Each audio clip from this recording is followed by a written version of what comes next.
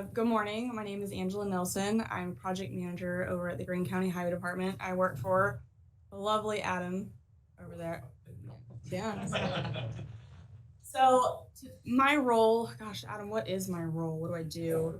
I cover a couple of things. So I manage the funds and the execution of projects through design all the way to construction. That's just a small portion of it. We were asked today to kind of talk about bridges, and that's a pretty broad topic anyway. So we'll cover more so inspections. Good morning. I want to point to the slides. You can see them behind me. So this picture is pretty cool. This is a precast con span. It's out there on Kansas Phase 1, between Republic Road and Plainview. It's it's all these little section pieces built onto a concrete wall. We don't have anything like this in the county. It's a rather big structure, but with the elevation changes there in Kansas, it was needed. But it's just a really cool picture I wanted to show of the construction process.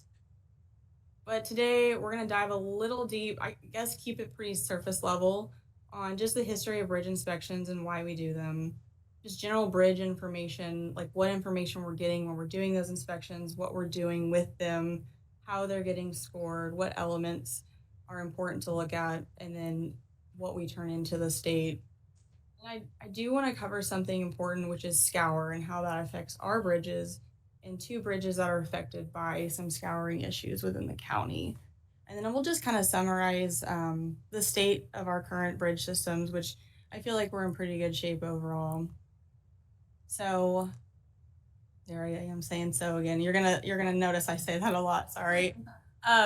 So the bridge inspection history back in the 1950s and 60s, there was a really large boom in infrastructure with transportation. Interstates were getting built, bridges were getting built, but there was little emphasis on any kind of maintenance or inspections required. And in 1967, there was a bridge called the Silver Bridge, and it was in West Virginia over the Ohio River. And unfortunately, it did fail and collapse, and there was 46 who were killed in that incident in the month of December. And this led to Congress kind of getting involved and requiring inspections on bridges in the near future. So what happened on this bridge is there was an eye bar that had just corroded and become brittle, which caused that failure. And that is something that could have been caught in an inspection cycle. Oops. Okay, so this is our first quiz, and I said I was going to point out a few people.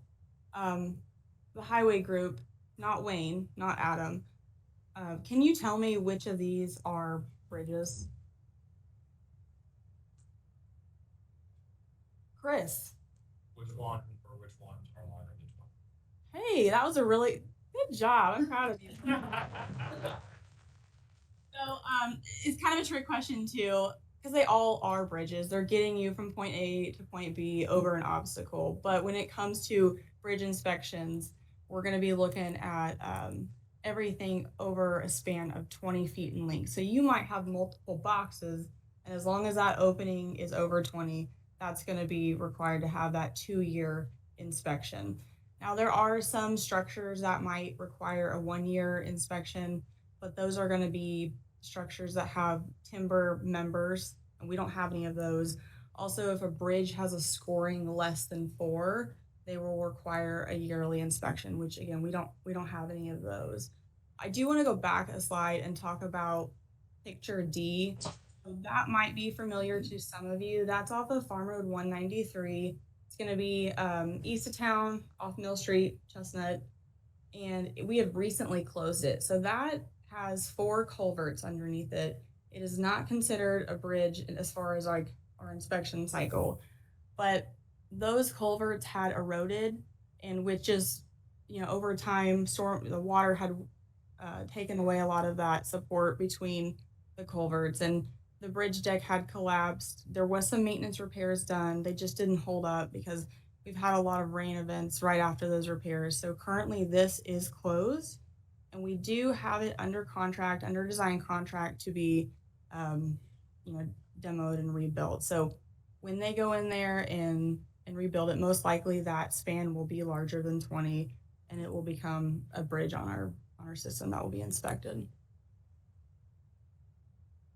a little bit about our highway staff. So, sorry, Wayne, it's lovely. It is a great photo, so you should be proud of it. So we kind of have an option as cities and counties to have the state go in and inspect our bridges. We have two team leads, so they are qualified to do bridge inspections, and that requires like a lot of training and a lot of time being logged doing these inspections. And we find a lot of value in doing the inspections ourselves because they're out there, they know the condition of every single bridge, and we know what works and what doesn't work. So when we go to take a bridge through design, we can be a little bit more picky instead of just asking a consultant to, hey, design the bridge, we'll put it in there willy-nilly. We can kind of have more of a voice and say, hey, this works, this doesn't work. And so Wayne does most of the bridge inspections. In fact, we are in a 2024 cycle today, so he has been busy wrapping them up. I think he's got just a few more bridges left to do. So based on the 2022 inspection cycle, we did have 218 bridges. Again, that number, you'll see that kind of go up year to year just because when we improve a bridge and it has that opening, it'll get added to the cycle. Keep going backwards, I'm so sorry. Okay, so this is a pretty basic image of like the anatomy of the bridge. So when they're going out there and inspecting it, they're looking at the substructure, the deck, the superstructure. He's also looking at all of the elements involved in those little sections, and he's looking at the channel protection in the bank just to see see how it's doing. And he is rating those on a 1 to 9 scale. So shortly after the Silver Bridge collapse, FHWA came out with the MBI rating, which is the National Bridge Inventory. It's on a 1 to 9 scale, 9 being the highest, 1 being the lowest. So if your bridge comes out with an overall rating of 9, you're basically looking at a new bridge. Anything that has a rating of 4 or higher, you're not having to do any kind of you're not lowering the tonnage that's involved. You're kind of at your minimum threshold. And if you have an overall rating of 2, that bridge is getting closed. So let's see.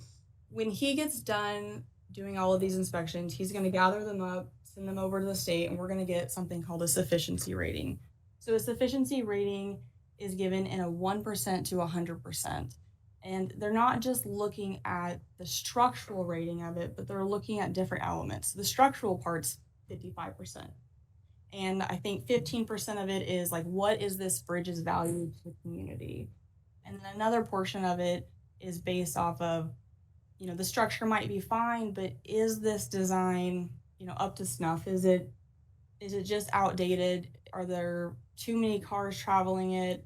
And it's not big enough. The design is just outdated, essentially.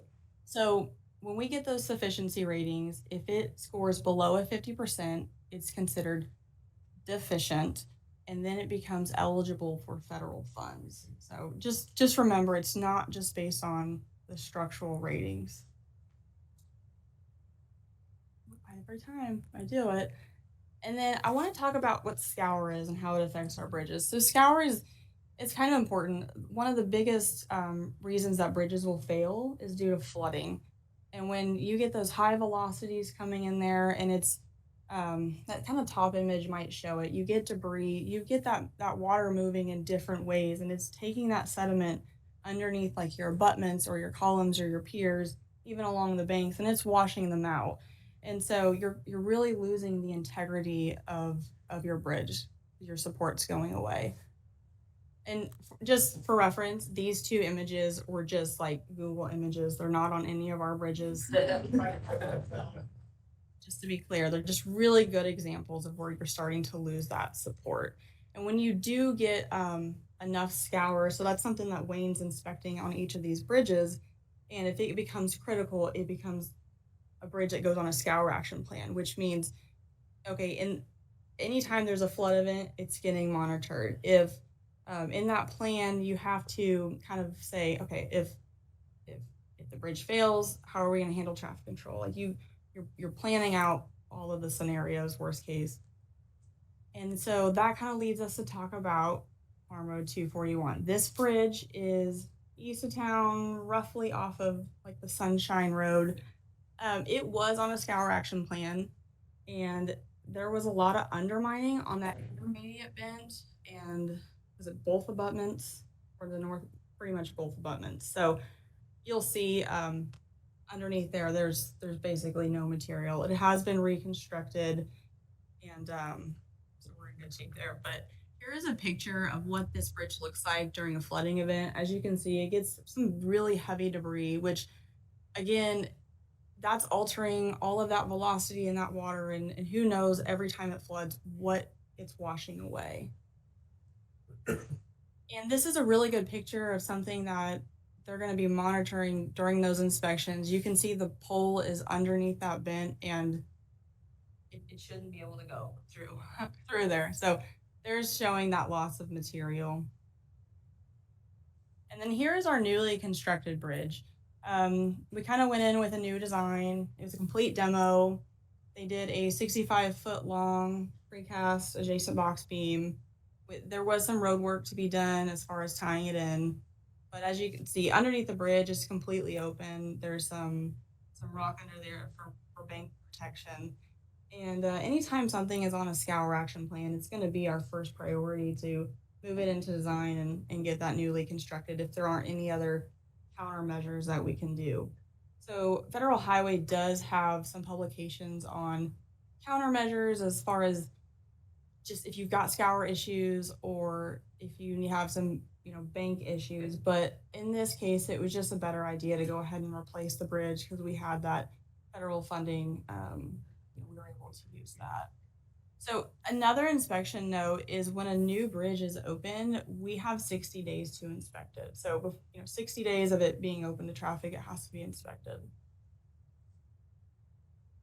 And this right here, off Farm Road 173, so this is like north of town, west of US 65. It is our last bridge on a scour action plan. There is some undermining in that intermediate bent, and on the south abutment, you can kind of see in this picture there is debris there in the middle that's kind of getting held up. This one's tough too. It's on a skew, like where the stream comes in, it kind of it turns right there, and so where the road goes over it, we're at a skew. But we have met with a consultant out in the field. We've got them. They've turned in a scope and fee, so we're really in the middle of reviewing that. So it's going to be the next one that gets redone, and then we won't have anything as far as the 2022 cycles that are on a scour action plan. Hopefully, like that's it worked out. So as a reminder, well, let me go back a little bit. So as a reminder, so we can get the BRO funds. So BRO funds are like off-system bridge funds, and when we turn these in, we like to, as the county, go ahead and get a design ready, like set of plans. So we're competing with all these other cities and counties for these funds. And it always seems like they have trouble spending that money in the appropriate time. So when they're rating it and they see something that's shelf ready, you're more likely to get the funding for that. So we go off of their list on what is considered deficient, and we use that to guide our next set of bridges around 3 to 4 a year. However, things like Farm Road 193 will come up and it gets pushed as a priority. To kind of sum it up, based off the 2022 cycles, we did have 93% of our bridges being non-deficient, which that number, it's actually higher now because out of that list, we had, what was it? We had 16 bridges, and out of that 16, 5 have already been in a project. So they've been newly constructed or had maintenance done on them. And then 4 of those are in the design phase. So that 93% is actually higher according to that 2022 list. And overall, we don't have any bridges that score lower than a 4. And then our last one that's on the scour plan is going to be going into construction just around the corner. But yeah, if you have any questions as far as like funding, I can definitely answer those because we do some with local, we do involve the federal. If you've got more in-depth questions as far as the inspection elements, I will have to bring Wayne up here on this. He's really hiding. So any questions? And just for reference too, these two pictures, we had a kind of a little box of old film that it was like the old developed film strips, and we went through and scanned them all in. I have no idea where they're at, what time frame, but I just thought they were really cool pictures. They had a lot of old trusses. I think one was even labeled in like 1883 old truss bridge, which I mean, those have all been replaced since then. Any questions? I might ask on the funding side of it, more or less, how much federal funding versus local funding there is? Yeah, so we will typically use the federal funding for the construction portion of it, and that's usually an 80-20 split, 20% being the local funds. Is there any incentive for us to basically, I don't know what's the right way to put it, let things deteriorate?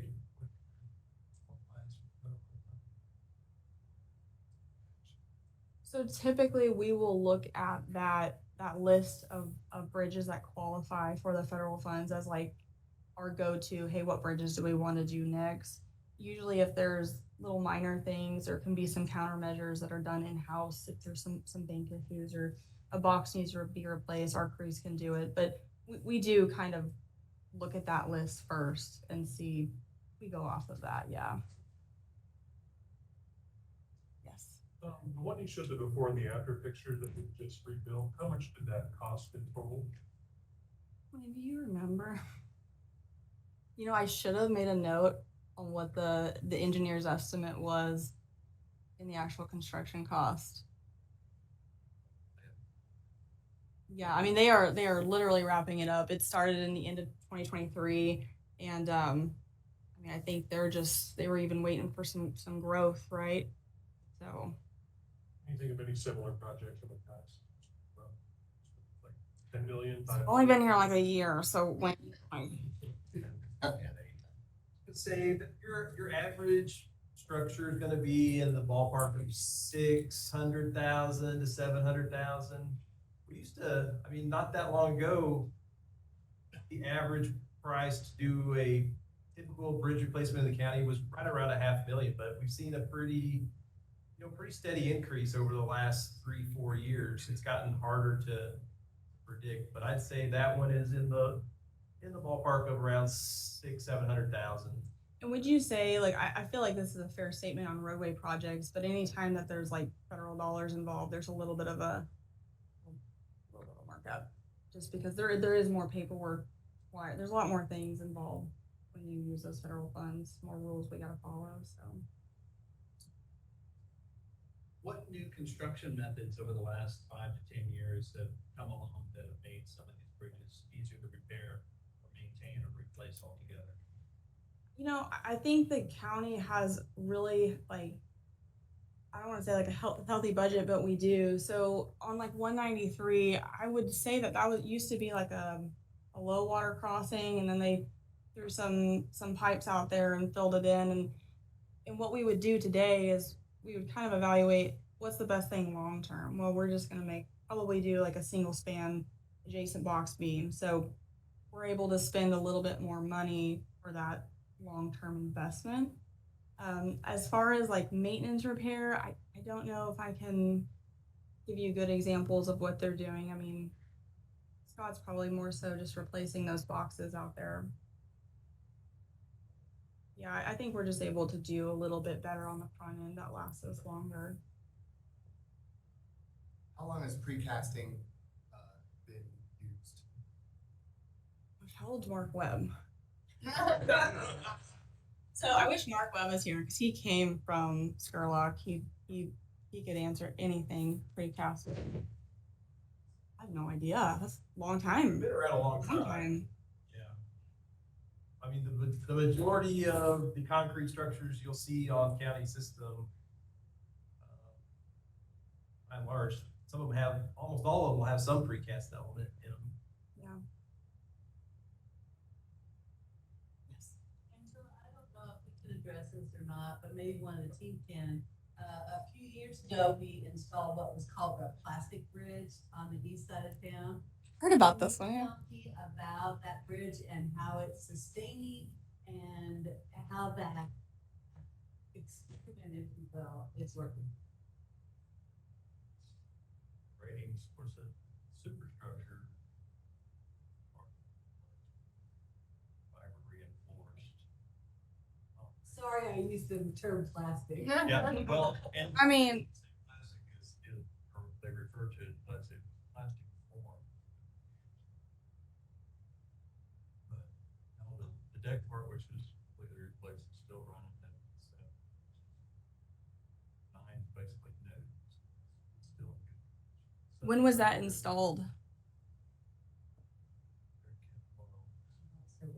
Oh, okay. Been there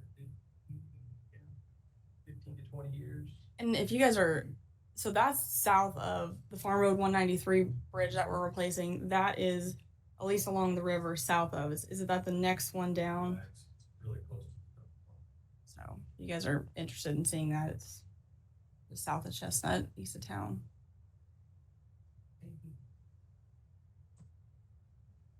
Is that it? Oh, Christopher. So on 241, didn't they find like 3 older bridge structures all together?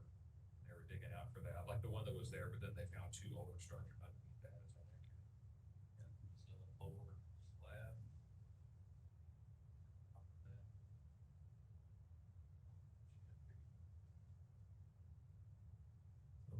Talking. You talking here? It was on top of. 2 underneath that one. How far deep? How much lower?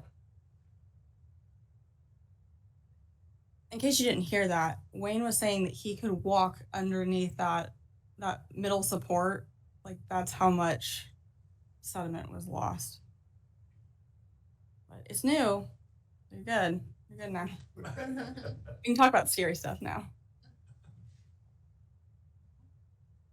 Last call for questions. All right. Well, thank you very much.